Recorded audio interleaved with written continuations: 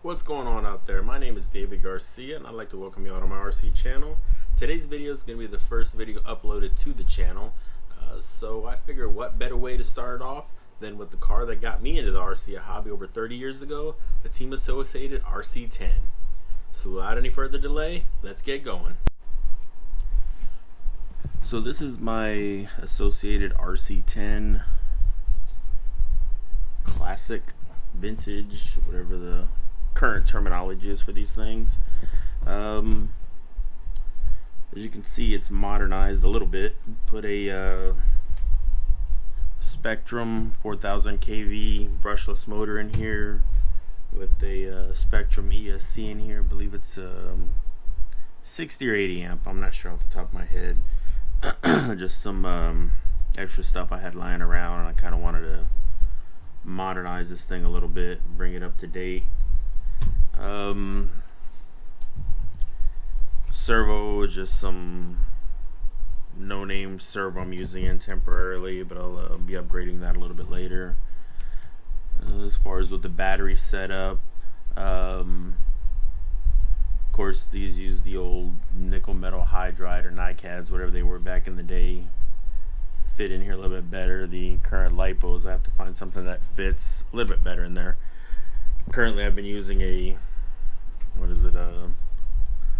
3000 milliamp Reedy Power 3S lipo, and on the test runs I've done with it, it's pretty crazy fast. The tires are flat spotted several areas, so I really can't get a full true reading of what this thing does with the brushless setup. I've got some new tires coming in, hopefully it'll be here Monday, but as we all know, waiting on snail mail. It's kind of up in the air when that'll get here, but hopefully they'll be here Monday.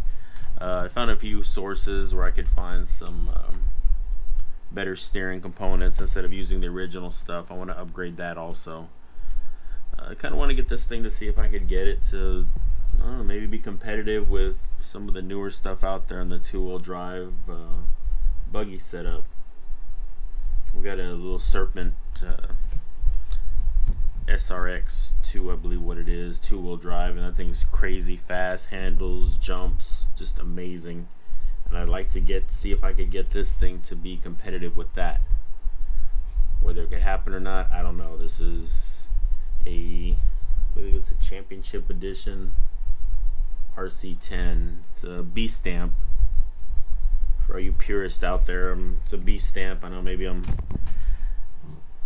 not getting it back to original spec the way some people probably think it should be, but you know, I run these things. I buy RC cars not to put them on the shelf. I get them to run them and break them and fix them and do everything else we're supposed to do with them. The only problem with this one is finding parts. You break something, it's going to cost you a lot of money to find parts. So having to fab a lot of stuff up and modify it and find stuff that's modern that'll work for it.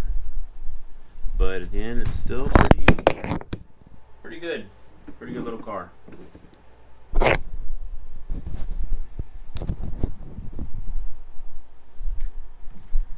Funny story about this car. I picked it up from actually I saw it on Facebook Marketplace.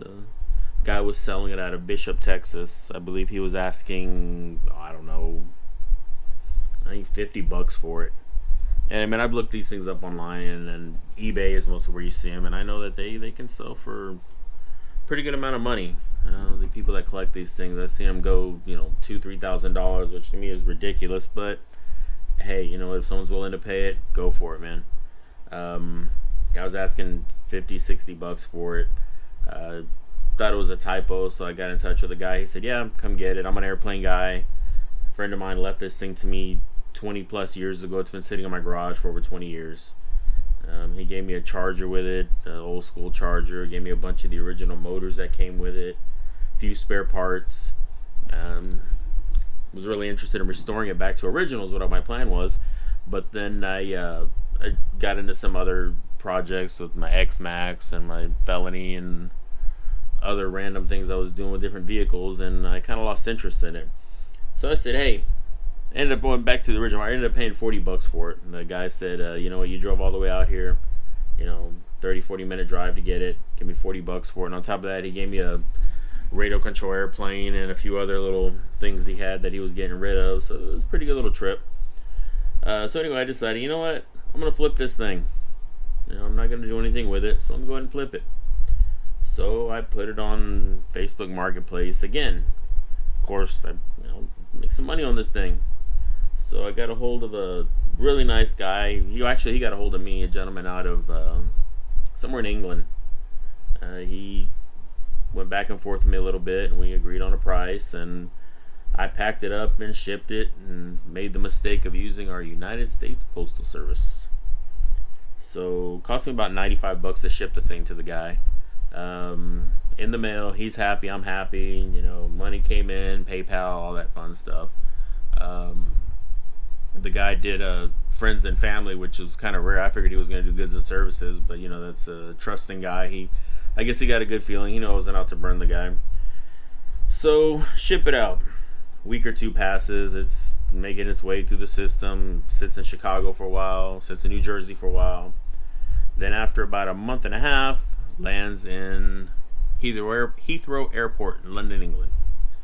So it sits there for another couple weeks.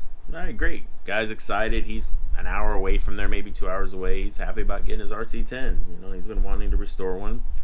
So it ends up getting put on a plane again and sent to the Republic of Korea. I kid you not. Thing got sent to the Republic of Korea, man. Don't know why, don't know who sent it there, but it did. And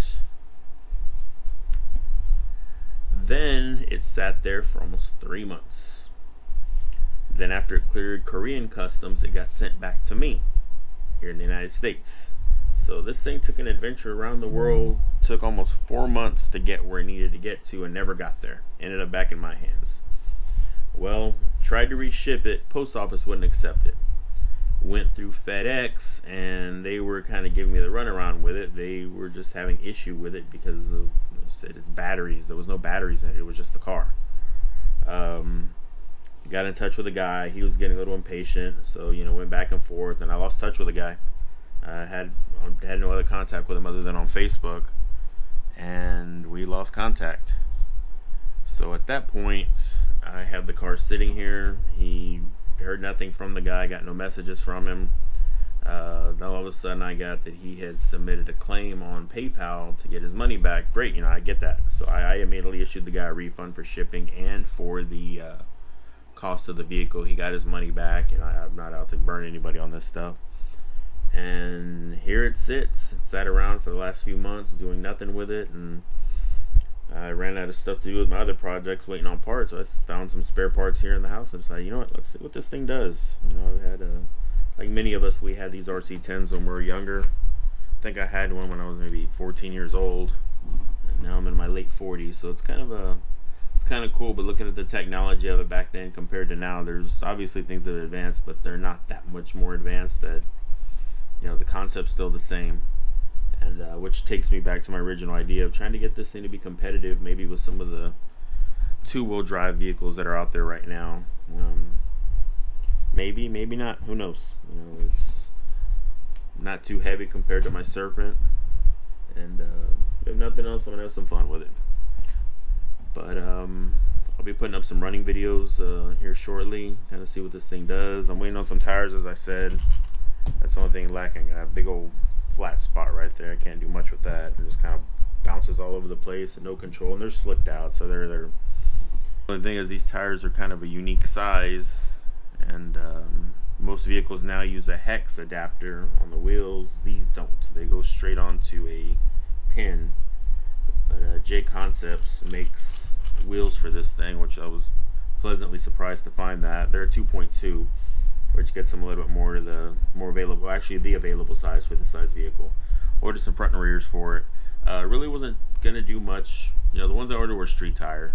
I kind of want to mess with it on just some street driving with it at first, and then from there go to maybe get some dirt tires, because it's kind of strange. The package they send you with the tires is four wheels instead of just two, which is what you normally get. So I'll run around on the street for a little bit, my little normal driving area, and then I'll try it from there on the dirt, see what it does against my Serpent, see which one fares better. The only issue I've been having with this one is the shocks. They leak like crazy. I rebuilt them, found out that the new Team Associated shock rebuild kits will work with this as far as the little red silicone bushings. So I had some lying around. Actually, my crawler came with some. So I decided to use those out of there and rebuilt them, but they're still leaking. So I might end up having to replace the shocks or try to find another way to figure this out. I actually thought about using one of my little Proline shocks. I got a set of these I had gotten for my low-C Baja Ray, but I realized I needed the extra long shocks in the back and then the rear slash shocks in the front. So they look like they might fit. So I may try these. I'm not trying to keep this thing original. I'm not worried about the originality of it. I just want it to function well and work right. I'm gonna have to put a little bit lighter shock. I got 40 weight in here now, so I'm gonna have to put a little bit lighter shock wheel in these. But I'm definitely gonna give it a try, see how it goes. The front, a little more tricky. Those are kind of small, but I was thinking about trying the shocks off of my Serpent, or another 110 scale vehicle. They're pretty much all around the same size. I'm sure they'll work. Probably need to replace the spur gear. It's a little worn out, but I'm pretty sure. I know when I bought the car from the guy, it had a bunch of spare parts and it did have a spur gear in there, so I'm gonna have to swap that out. Something a little more modern, a little more reliable, because this one's got some cracks and chips in it. Ran this thing a little bit the other day and it was all over the place because the tires are just no grip. And then of course need to find a wing for it, which those are available. Not too hard to get hold of. And of course the body was kind of rough. Like somebody painted it with some paint or house paint or something. But either way, that's that. And we'll see how it goes, man. See what happens with it.